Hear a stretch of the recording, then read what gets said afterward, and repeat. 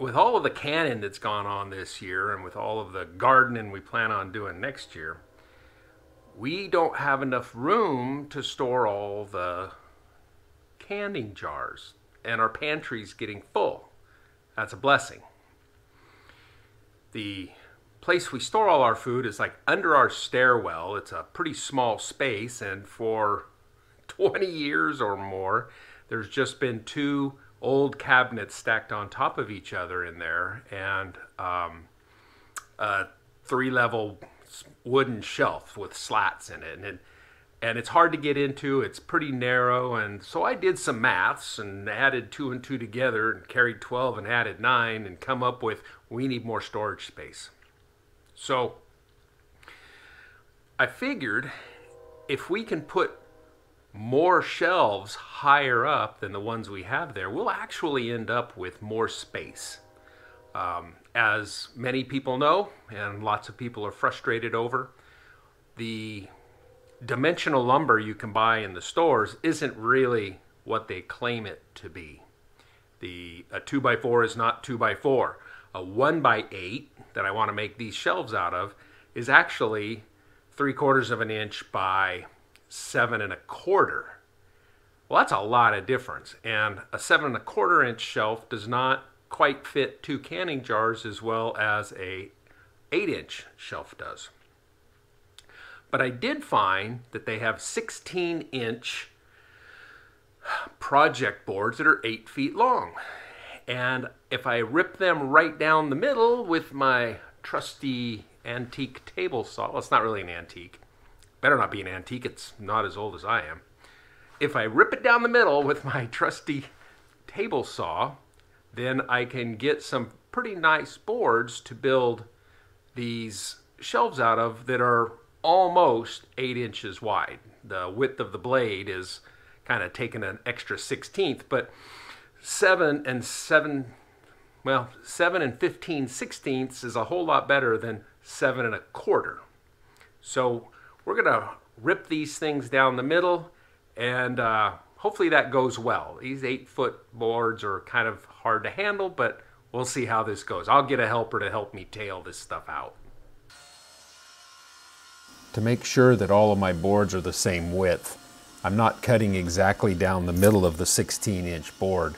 So I take the off-fall portion of it, or the wide portion, and run it through again. That way all of the materials are exactly the same width.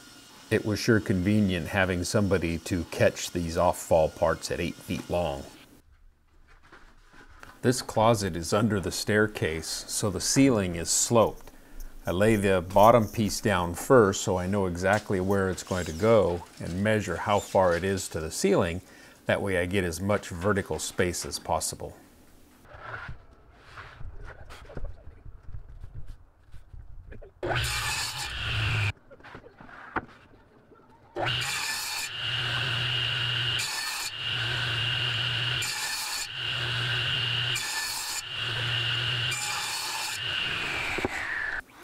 If you've done any router work like this, you probably know exactly what I'm doing wrong.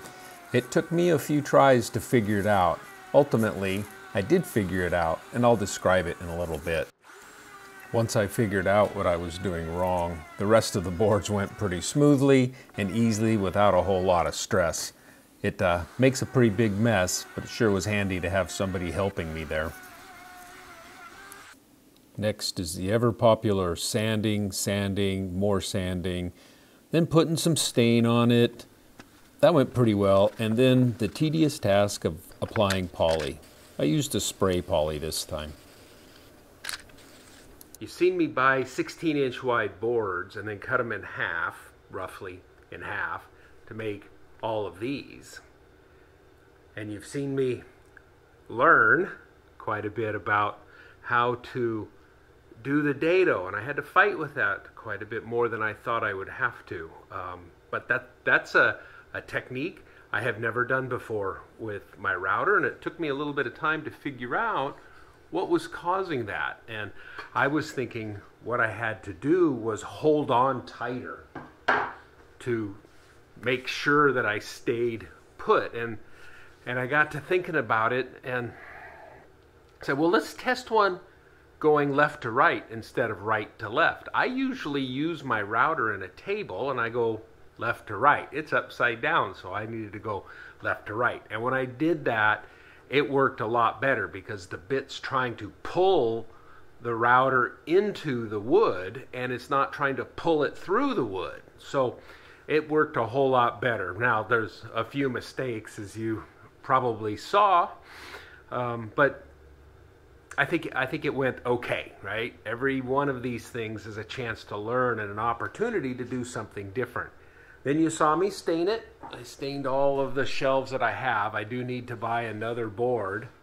And I didn't show it, but I put a little chamfer on the edge. And the reason I put that chamfer on there is I really seem to struggle with, when I'm reaching into something, a cabinet or something, hitting my hand on that.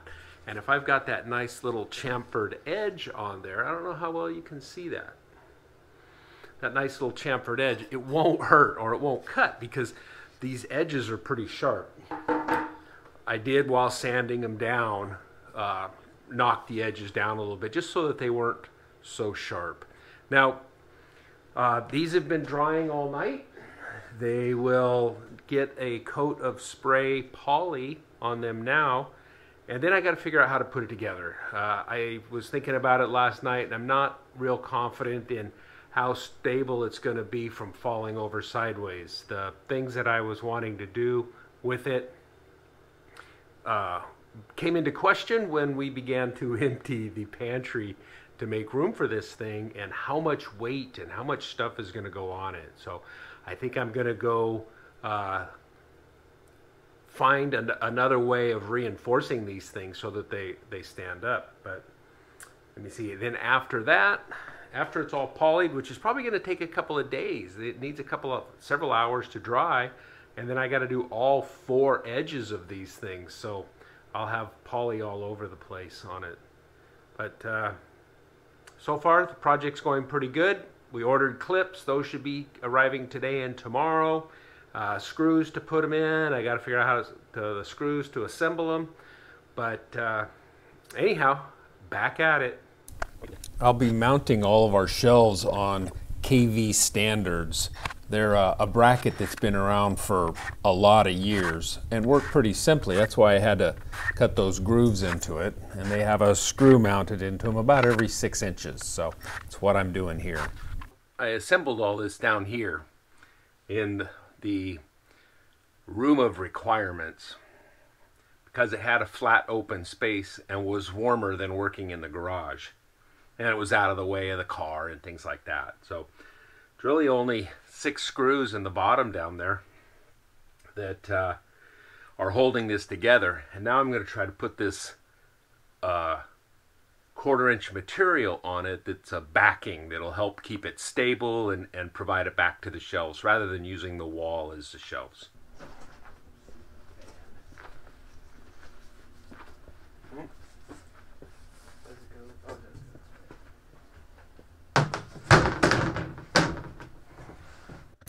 This process only looks chaotic. I start at a corner with a nail and then go down each individual line so that everything is perfectly square, or as square as I can get it, because this back is going to be what holds everything in alignment, stiffens it, and square. It probably looks like I'm drilling these from the wrong side, but since it's kind of tight quarters, I like to drill from the side where I'm going to be mounting things. That way, if it's not exactly straight, at least I know that it's coming out in the spot that I need it to, in the center of the fixed shelf that I'm going to put up here.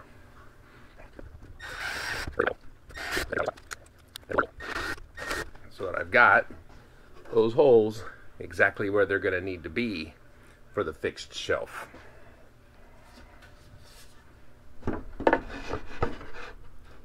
Like that. These fixed shelves are going to provide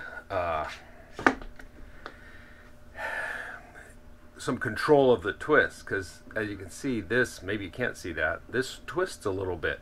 When I put that shelf in between here, it's going to hold these things parallel.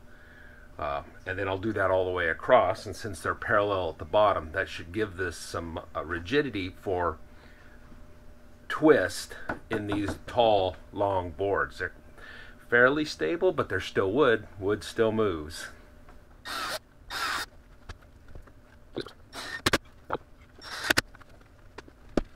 You can see, let me take you off this thing, you can see that there's a little bit of a twist in this because the board over there is twisted.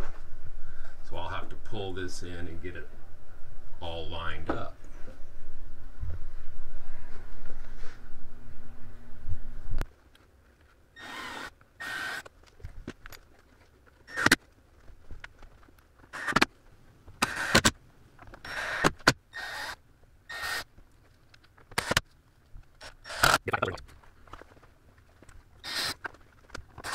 So now all the top shelves are in.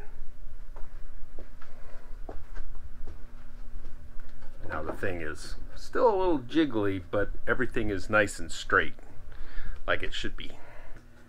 I've got these holes in here, and these were planned.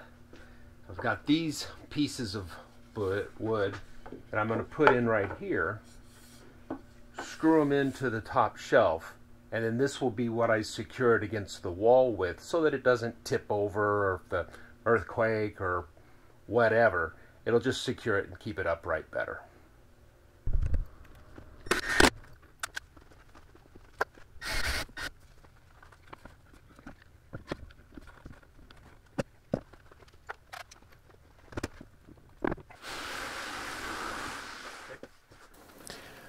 Despite what it looks like, I did plan on being able to get this through the doors and down the hall and all of that. Spent a little bit of time figuring out what it would take to go around the corner, how long I could make a part that goes around the corner, and how would I get it into this closet and tilt it up into place. I thought at first I could do it a different way than I planned, but ultimately we ended up doing it exactly like we had measured for. It will fit diagonally through that door, and you can see it just pulled right on through when I actually stuck with the plan.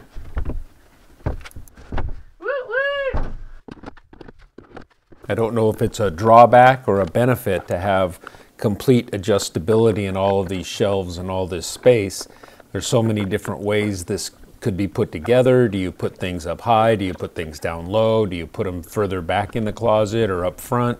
Trying to decide all of the ins and outs of how you'll use an inventory on a shelf that's going to have so much stuff on it will be an interesting development as we grow into using this new space that we have for all of our foods.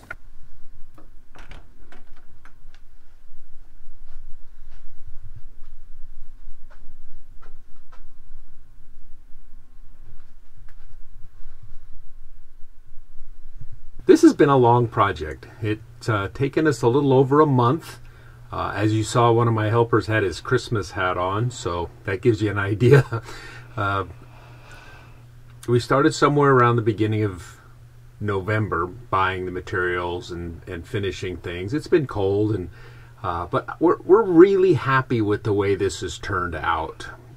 We, from a mathematical standpoint, ended up with 4 square feet more shelving space, but it's a much more usable space, being that it is able to fit 2 quart jars deep on it, and it's working out really well. We're pretty happy with it. At least I'm pretty happy with it. I am too. I like it. She's happy with it. It has room for our buckets. It has room for our cases of Kickstart. It's got lots of shelves for our canning jars and all that. And over time, I think we're going to have to work out the details of where things are and what we're going to end up having. But overall, we're very happy with the results. And we think it's going to be a lot nicer to be able to walk into this little closet without kicking things out of the way. Like cereal. Like cereal. And when you try to carry a 6-gallon bucket of sugar out, it can be a little bit difficult. So it'll be a lot better this way. So thank you. You're welcome. Thanks for watching.